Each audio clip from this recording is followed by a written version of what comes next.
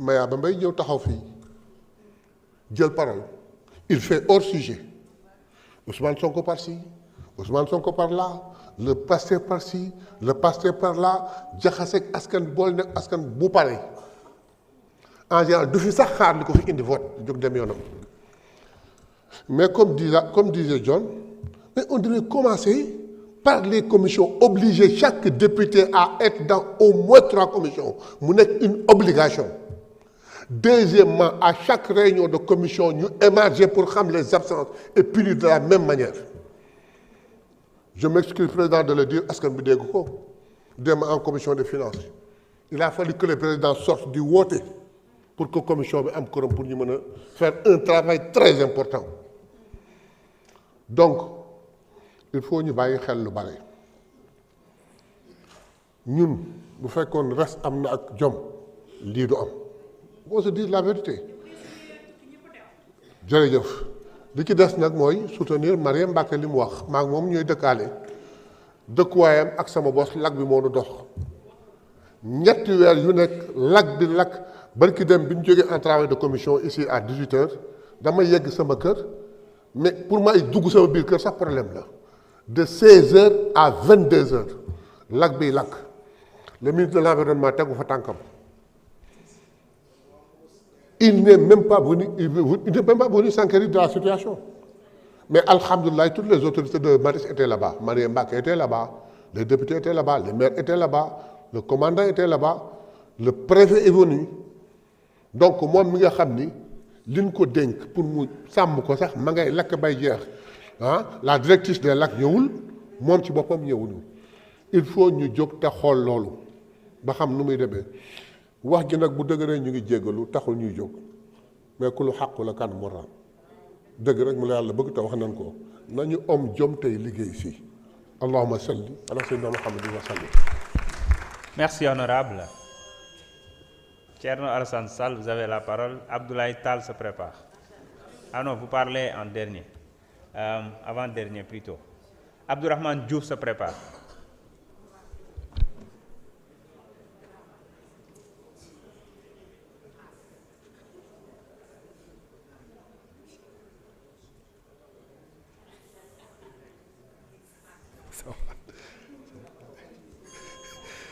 Monsieur le Président de l'Assemblée,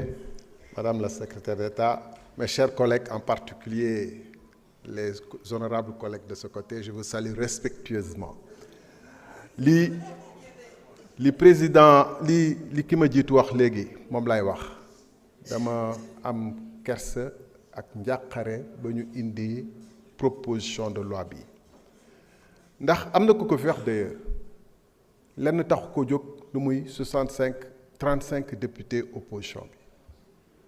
vous êtes 130 mun ngeen gérer assemblée bi nu mu leen neexee on n'a pas de problème d'occupation ci plénière yi mais bu ngeen continuer di réprimer les députés de l'opposition loolu moo ko tax a jóg am na ku ko fi wax benn ñaar bu fekkente ni vraiment règlement intérieur u assemblée nationale bi dafa am ay problème nuñ koy doxalee am na ay séances yu bëri yoo xam ne gis nañu effectivement règlement intérieur bi doxaluñ ko nu mu waree ki def proposition bi taxaw na fi ab député wax mu ne la caravane avance les chiots à bois ki mu doon waxal chiot suñu benn collègue bu fi toogoon la Abdou Mbow kenn ngaangul ñaata yoon lañ fi nekk di wax ñu tere ñu wax complètement di ñu yuuxoog di ñu xiiroog ak di def leneen règlement bi taxu leen jóg de ak ni ñuy doxalee règlement bi bu règlement bi taxoon jóg honorable collègue avec tout le respect qu'on se doit chacun ñun ñii ñëpp dinañu nangu ak budget assemblée nationale bi mu ñuy am bureau yi normal ñu bokk bureau par ñaar léeg-léeg par ñett moo tax ku mel ni man musul toog bureau parce que nanguwuma bokk ak bureau kenn ñu fi session budgétaire nekk fi de 9h à minuit amoo foo toog boo bëggee recevoir de manière privée mënoo ko am ñaata yan condition la ñu am pour toilette gars yi nekk ci président bureau wu assemblée nationale bi ci nan la ñu gënee seen même collègue ba nekk dans un palier ou deux yoo xam ne ils sont totalement à l'aise ñun accepter parquer ñu dans des situations anormales mais waxante leen dëgg ci seen biir benn bureau yi on est à 2 ou à 3 mais au-delà de ça mes chers collègues askanu Sénégal bi may waxal am na ku fi taxaw ne Kébémer la jóge dafa am programme courant wu Kébémer saa yu ne ma jàmbat ko fi ne programme bi démarré wul ñëpp xam nañu tey programme bi démarré wul moom musul taxaw addu ci loolu foofu la ko askan bi di séentoo bu fekkee da ngeen di wax da ngeen bëgg a réconcilier l'Assemblée avec le peuple foofu la ko askan gi di xaar ci ndax Kébémer lu tax 2 ans 37 milliards ñu ruubal ko Kébémer amulul am courant taxawoo fi wax loolu lu muy taxaw di fi tagg ab nit loolu mooy député ci loolu la ñu waroon wax beneen bi mooy ñi auteuru proposition bi ak yeneen collègue Yewwi yi fi ne woon 14e législature bu ngeen leen waxoon duñu wax ci absentéisme bi xam ngeen ci lan la ñuy wax ci naka la ñuy voter budget assemblée nationale kan ci ñun ñoo xam budget assemblée nationale nu ñu koy tëralee kan ci ñun ñoo xam président lan mooy fonds politique am kan ci ñun moo xam président lan mooy salaire am kan ci ñun moo xam président ak bureau wu assemblée nationale bu ñuy voyager ci yan conditions la ñuy voyager yan mission la ñuy dox ak nañ ko la ñuy rendre assemblée nationale ak bureau bi kenn xamu leen ko te loolu nag alalu askan wi la ak xaalisu askan wi la faalewu leen pont politique bi loolu la askanu Sénégal soxlawul xam ndax Amadou Ba wala Thierno Sall mu ngi tardé wala ñaata yoon la ñëw 14e législature bi ba ngeen fi nekkee yéen di kaas nekk opposition fonds politique yi nga doon kaas budget wu assemblée nationale bi nga xam ne voté wuñ ko en conformité avec règlement intérieur assemblée nationale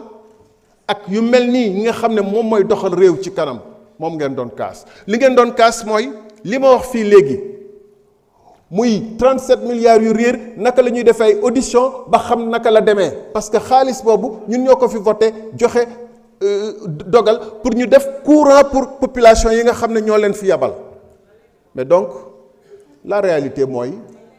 vous êtes un système assemblée nationale bi dafa nekk tey cabinet d'avocat wu régime bi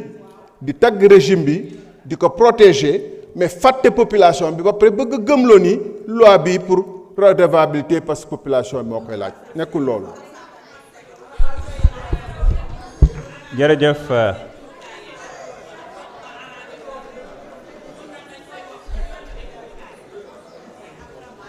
Abdourahmane Diouf, vous avez la parole. Maïmouna Bousso se prépare. Asalaamaaleykum président ñu ngi lay nuyu di la jox sa wàccuwaay chers collègues ñu ngi leen di nuyu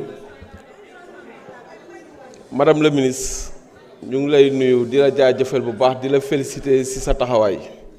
gis nañ ñi nga taxawee ñu ngi la siy féliciter bu baax monsieur le président loi bi ñu ngi la siy féliciter bu baax certes cette loi est contre les députés mais dinañ ko voter parce que yu ñoo woote jubal jubanti le Sénégal compte plus de 18 millions d'habitants ñu tànn ci 165 députés yi dañu war a nekk ay députés yu exemplaires samay ñaari collègues ñëw nañ fi wax ko démb maa ngi woon en commission mais ministre bi toog na madame la secrétaire d'État toog ñuy xaar pour am quorum pour mun a démarrer c'est inadmissible xaalisu jaaykatu caaf yi ñii di jaay jën ci marché bi la ñuy dajale fay ñu ko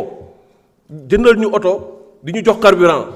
amuñu droit di toog suñu kër yi wala di layam yi pour bañ a ñëw assemblée war a bañ a dem commission du dëgg du yoon et li may wax nii c'est valable pour les 165 députés xooluma ci waa PASTEF xooluma ci opposants yi c'est valable pour tout le monde bu loolu weesoo déglu nañ le président de la République mu génn samedi di wax waxu décret ne bu ko le premier ministre doyatul da koy dégommer ma koy rappelé ni dafa juum parce que premier ministre boobu muy def allusion kooku moo dem élection législative avec 54% ku mu fi indi bu ko dàkkee bu fi ñëwee ñu def ko ñu defal ko motion de censure tant que assemblée bi mu ngi exister monsieur Ousmane Sonko mooy doon le premier ministre loolu dama bëgg mu leer bés boo ko dégomee koo fi indi ñu defal ko motion de censure may rappeler tous les responsables de PASTEF ces soi-disant privilèges yu ñuy wax ay oto ay salaire 1,3 million loolu taxul ñu bañ a def lu ñu war a def taxul ñu dellu ginnaaw Ousmane Sonko moo nekk suñu leader moo ko nekk tey moo ko nekk suba ni ñu la ko waxee woon au palais que en 2029 Ousmane Sonko sera notre candidat dañ la koy réitérer dañu logique cohérent wasalaam. Merci, honorable. Maïmouna Bousso, vous avez la parole. Tafsir Thioye se prépare.